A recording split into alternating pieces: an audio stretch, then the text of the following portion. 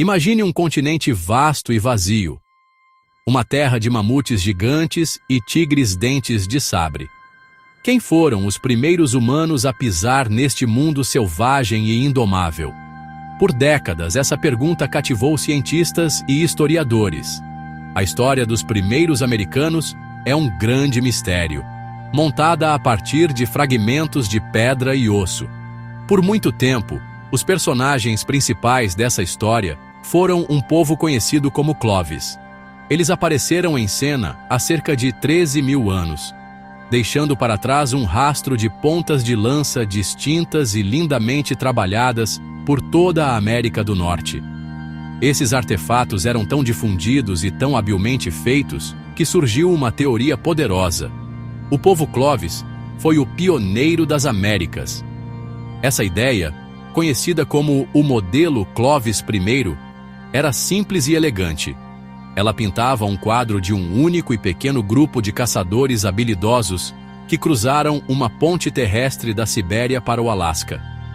De lá, eles se espalharam rapidamente para o sul, colonizando 2 continentes em um piscar de olhos geológico.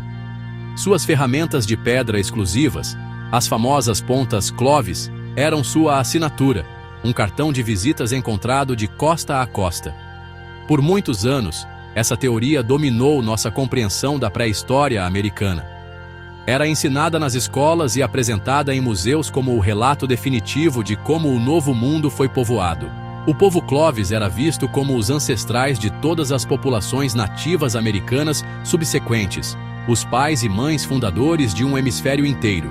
Mas a ciência é uma história que está sendo constantemente reescrita. À medida que os arqueólogos cavavam mais fundo, eles começaram a encontrar rachaduras na narrativa Clovis I. Surgiram sítios que pareciam ser mais antigos do que qualquer assentamento Clovis, indicando uma presença humana nas Américas muito antes da chegada desses famosos caçadores. Quem eram essas pessoas pré-Clovis? De onde eles vieram? E qual era a sua relação com a cultura Clovis que se seguiu? Essas perguntas geraram intensos debates e controvérsias dentro da comunidade científica. A base outrora sólida da arqueologia americana começou a tremer. A elegante história de uma única migração estava se tornando mais complexa, mais misteriosa e muito mais interessante. O mistério dos primeiros americanos não é apenas um quebra-cabeça acadêmico, é uma questão fundamental sobre nossa jornada humana compartilhada. É sobre entender a incrível resiliência e adaptabilidade de nossos ancestrais que se aventuraram em terras desconhecidas e construíram novos mundos. Cada nova descoberta, cada osso antigo ou ferramenta de pedra, adiciona mais uma peça a esta história épica. A história do povo Clovis, antes considerada o começo da história, estava prestes a ser virada de cabeça para baixo. Uma descoberta feita por acaso em um rancho em Montana logo forneceria uma chave que poderia desvendar os segredos do passado, não com pedra, mas com algo muito mais poderoso: o próprio código da vida. O ano é 1968. Na paisagem rochosa do oeste de Montana, uma equipe de construção está cavando em uma fazenda particular de propriedade da família Anzik. De repente, suas máquinas desenterram algo inesperado. Não é apenas pedra e terra. Eles tropeçaram em um antigo local de sepultamento. Enterrados sob uma camada de rochas estavam os restos esqueléticos de uma criança pequena, um menino de no máximo 2 anos. Ao lado dele jazia um tesouro de artefatos. Mais de 100 ferramentas feitas de pedra-chifre, todas cobertas com ocre vermelho. Estas não eram ferramentas quaisquer, eram inequivocamente artefatos Clovis, incluindo algumas das mais espetaculares pontas de lança já encontradas. Esta foi uma descoberta notável. O local, agora conhecido como Sítio Anzik I, foi instantaneamente reconhecido como incrivelmente importante. Era o único local de sepultamento Clovis conhecido, oferecendo um vislumbre raro e íntimo da vida e das crenças desses povos antigos. A coleção de ferramentas enterradas com a criança era surpreendente. sugeriu que ele era um membro querido de sua comunidade, enviado para a vida após a morte com itens de grande valor e significado. Por décadas, esses restos e artefatos foram estudados por arqueólogos. Eles forneceram informações inestimáveis sobre a tecnologia Clovis, seu uso de recursos e suas práticas espirituais. O esqueleto em si, no entanto, guardava um segredo que estava muito além do alcance da ciência dos anos 60. Por mais de 40 anos, os ossos da criança Enzik repousaram em um cofre de museu. Os artefatos foram estudados, mas a história humana trancada dentro do esqueleto permaneceu intocada. O debate Clovis I fervilhava, com novos sítios arqueológicos desafiando o antigo consenso. O quebra-cabeça dos primeiros americanos estava ficando mais complicado, não menos. Os cientistas precisavam de um novo tipo de evidência, algo que pudesse cortar os argumentos e fornecer uma ligação direta com o passado. Eles precisavam de uma máquina do tempo, uma maneira de perguntar ao próprio menino Enzik quem era seu povo, de onde você veio.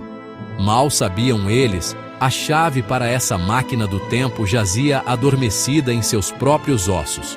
O alvorecer do século XXI trouxe consigo uma revolução na tecnologia científica, a capacidade de ler DNA antigo. De repente, foi possível extrair e sequenciar o código genético de restos mortais com milhares de anos. Este novo campo da paleogenômica ofereceu uma oportunidade de tirar o fôlego. Poderiam os cientistas recuperar o DNA da criança Enzik? Se pudessem, seria o primeiro e único genoma já recuperado de um indivíduo Clovis. Isso poderia fornecer uma resposta direta e biológica às perguntas que intrigavam os arqueólogos por gerações. O palco estava montado para um avanço científico que mudaria para sempre a história dos primeiros americanos. Antes do estudo do DNA de Enzik I, nossa compreensão sobre o povoamento das Américas se baseava em 3 linhas principais de evidência. Primeiro, havia a arqueologia, o estudo de artefatos físicos como ferramentas de pedra e antigos acampamentos. Segundo, havia a linguística, que analisava as relações entre idiomas indígenas. Finalmente, havia a genética moderna, que comparava o DNA de populações nativas americanas vivas com pessoas de todo o mundo. Cada um desses campos fornecia pistas importantes, mas muitas vezes pintavam quadros conflitantes. O registro arqueológico era fragmentado, e os dados linguísticos eram incrivelmente complexos e difíceis de interpretar em escalas de tempo tão vastas. A genética moderna já havia fornecido uma peça poderosa do quebra-cabeça. Ao estudar o DNA de povos indígenas vivos, os cientistas confirmaram que seus ancestrais vieram da Ásia. Eles puderam traçar uma linhagem genética clara até populações na Sibéria. No entanto, essa evidência veio com seu próprio conjunto de perguntas. Quando essas migrações aconteceram? Houve uma ou várias ondas de pessoas? E como o povo Clovis se encaixava nessa imagem? Sem o DNA dos próprios povos antigos, os cientistas ficavam especulando. Foi aqui que a descoberta de Enzik I mudou tudo. Em 2014, uma equipe internacional, liderada por Eske Willerslev, sequenciou com sucesso o genoma completo da criança Clovis. Pela primeira vez, eles tinham uma ligação genética direta com o passado profundo das Américas. Eles puderam então comparar o DNA desse indivíduo de 12.600 anos com as populações modernas. Os resultados foram impressionantes e inequívocos. O DNA da criança Enzik mostrou que ele estava mais intimamente relacionado a todos os povos indígenas americanos modernos, desde os povos do Canadá até os grupos indígenas na ponta sul da América do Sul. As implicações foram profundas. A teoria Clovis I, em seu sentido mais estrito, estava errada. Havia pessoas nas Américas antes deles. Mas o DNA provou que o povo Clovis não era um grupo misterioso e desaparecido que foi substituído por outros. Em vez disso, Eles eram os ancestrais diretos da maioria dos povos indígenas americanos que vivem hoje. O estudo mostrou que os ancestrais de todos os povos indígenas americanos vieram de uma única população fundadora que migrou da Sibéria. O genoma da criança Anzik foi uma ponte conectando o passado antigo com o presente. Ele ligou os povos da Ásia à cultura Clovis e a cultura Clovis aos povos indígenas de hoje, reescrevendo o primeiro capítulo da história americana na linguagem do DNA. Pausa. Quem eram os Clovis? Antes de mergulharmos mais fundo no DNA que mudou tudo, precisamos entender o mundo em que eles viviam. Imagine voltar no tempo, uns 13 mil anos atrás. A última grande era do gelo estava chegando ao fim. Geleiras imensas recuavam lentamente, esculpindo as paisagens. Esta não era a América de florestas e campos, era um mundo mais frio, mais hostil e mais aberto, uma vasta extensão de campos tundra, a estepe dos mamutes. Este foi o palco onde o povo Clovis fez sua entrada dramática. Eles não eram agricultores ou moradores de aldeias, eram caçadores-coletores altamente móveis, movendo-se em pequenos grupos familiares. Seu mundo era povoado por criaturas incríveis. Uma fauna de megafauna, mamutes gigantes, mastodontes, preguiças gigantes terrestres, tigre dente de sabre, urso de cara curta. Para o povo Clovis, esses animais eram a chave para a sobrevivência. Forneciam alimento, peles para roupas e abrigo, ossos e marfim para ferramentas e ornamentos. A história do povo Clovis está intrinsecamente ligada à história dessas gigantes feras da Era do Gelo. Por muito tempo, os arqueólogos acreditaram que o povo Clovis era um caçador especializado em grandes animais, focando quase exclusivamente em mamutes. As evidências pareciam convincentes. Pontas de lança. Clovis foram encontradas entre os ossos de mamutes. Essas descobertas pintam caçadas dramáticas e perigosas, onde uma pequena banda de humanos armados com lanças teria que trabalhar em conjunto para derrubar enormes animais. Era um testemunho de sua habilidade, coragem e entendimento do comportamento animal. Essa imagem do heróico caçador de mamutes definiu a cultura Clovis por décadas. No entanto, pesquisas mais recentes pintaram um quadro mais detalhado. Embora eles certamente caçassem mamutes, era provavelmente um evento raro, de alto risco e alta recompensa.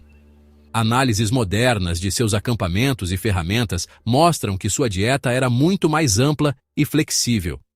Eles eram especialistas oportunistas. Caçavam bisões, caçavam cervos, caçavam caribus, caçavam coelhos, caçavam tartarugas. Também coletavam plantas comestíveis, raízes, sementes, adaptavam sua dieta ao que o ambiente local tinha a oferecer. Eles não eram apenas caçadores de mamutes. Eram generalistas supremos, mestres da sobrevivência em um mundo em constante mudança, o que explica como conseguiram se espalhar tão longe e tão rapidamente. Pausa. A marca registrada mais famosa do povo Clovis é, sem dúvida, sua espetacular tecnologia de ferramentas de pedra.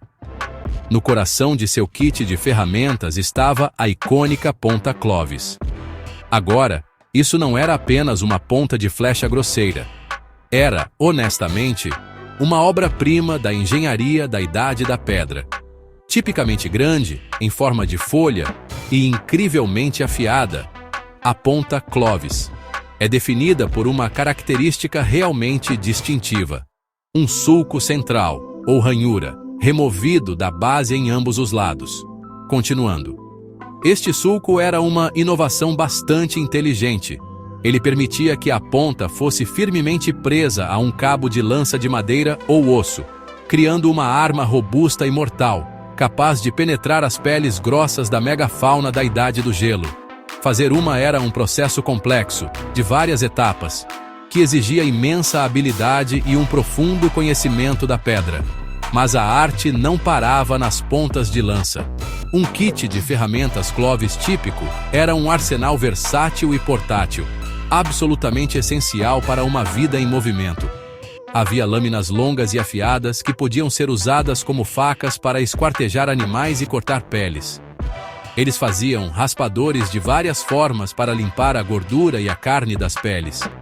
Eles também tinham buris, pequenas ferramentas com pontas afiadas, que provavelmente eram usadas para trabalhos de entalhe intrincados em osso, marfim e madeira. Cada ferramenta era um modelo de eficiência, projetada para ser durável, eficaz e, às vezes, até bonita.